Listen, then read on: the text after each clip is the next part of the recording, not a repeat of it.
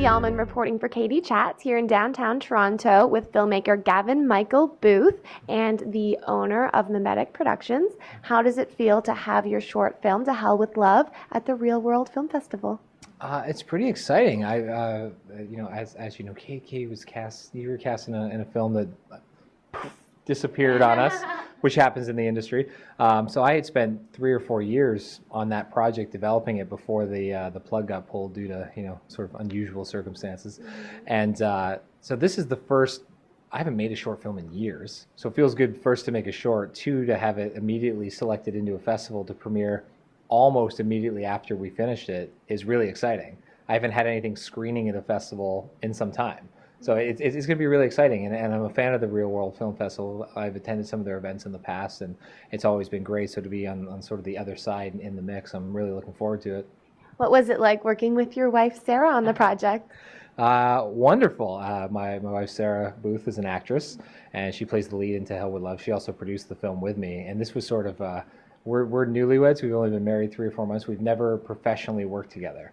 So we said we should do a short film together. One, because Sarah really wanted to make something that shows off her strength as an actress. Although she's done these wonderful roles in bigger films, she just starred opposite Eric Bana in Deadfall, for example. She always says, but I get a smaller part and I don't get to really flex my acting muscles. So we came up with something that would work to showcase that. She's been developing her producer skills too. She did a feature last year. And then we also said, this is a test to see if we can work together. Because we don't, the one thing we never want is our careers to butt heads and cause a problem personally in our relationship. So we said, let's do a short. If we can survive that, we could talk about maybe doing a feature together. But it went swimmingly, We're still together. We didn't get divorced. We'll be at the premiere together. So it worked out. Awesome. And you started out doing music videos, and you continue to do many music videos. What's it like transitioning between that arena and the arena of narrative? I love it. I mean, I try to, a lot of the music videos, we try to come up with music videos that have a story and have a plot as opposed to just sort of band performance. I'm really not a fan of just band performance videos. I've always thought the whole concept of a music video is to do something, if you want to see the band play, go see the band live. And I understand some bands like a One Direction and things like that, they're marketing, these little teenage boys as much as they are the music. That's all part of the package. But generally, it should be for doing something more creative. And I really like it's almost like making a short film, telling a short story in that 4-minute, it's like a silent short film essentially, without dialogue.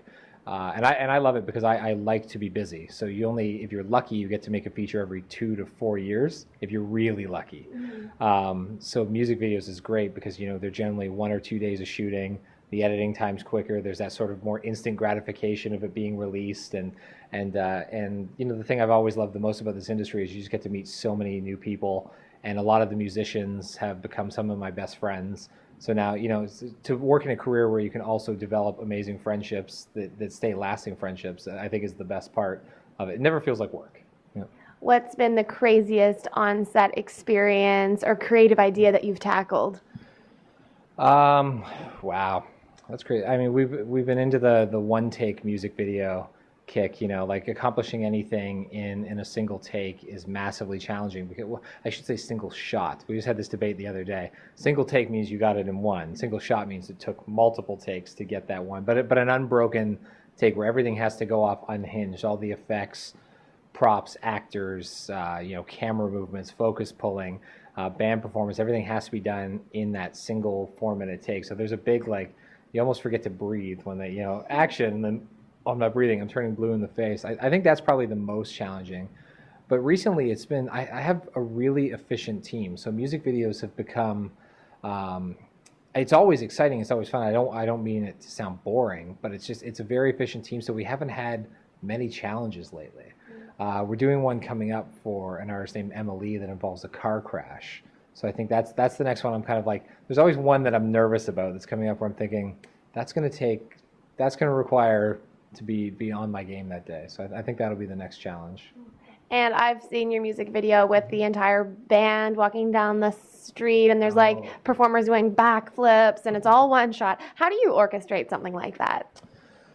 That was one of the first music videos I ever did. So there was a lot of blind ambition in that. It can't be that hard. 300 street performers, a police car, backflips, the band, a city bus. That'll be easy. I mean, one, I shot it in Windsor. You know, I'm a recent transplant to Toronto. I live here now.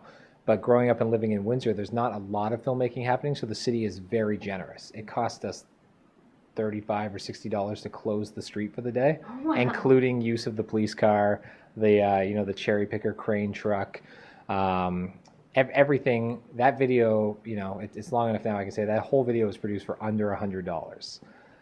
The band came up from Dallas. They're friends of mine. They've gone on to much greater fame since then. But that video was just a lot of like, we can do this, let's make it work. And that's sort of my attitude generally. Usually I have producers, people saying like, I don't know, that's going to be really difficult. I said, yes it is. But we live in Canada. We have this amazing legend of, who's my personal hero, Terry Fox. And I always say if Terry Fox could run that many kilometers and run a marathon every day on one leg, we can get the camera in that tree and get that shot, or we can pull this off in one take. Like, I think it's just, I don't think anybody should be an artist and not try to accomplish something bigger than what they did previously, For me, settling and just sort of sitting and being complacent that's when it gets boring. And where's the best place to find out more information on you and your music videos and your upcoming projects online? The company website, mimeticonline.com, has most of our recent music videos. There's a news section for any casting calls, things coming up. Always looking for actors, always looking for crew people, especially having moved to Toronto now. I've got to redevelop a network. And on YouTube, just YouTube, if you type in my name, Gavin Michael Booth, or the company name, Mimetic Entertainment, you should find all kinds of our work. Thank you so much, Gavin. It was lovely seeing you again, and best of luck with your upcoming projects. Thank you very much. I'm Katie Allman reporting for Katie Chats in downtown Toronto.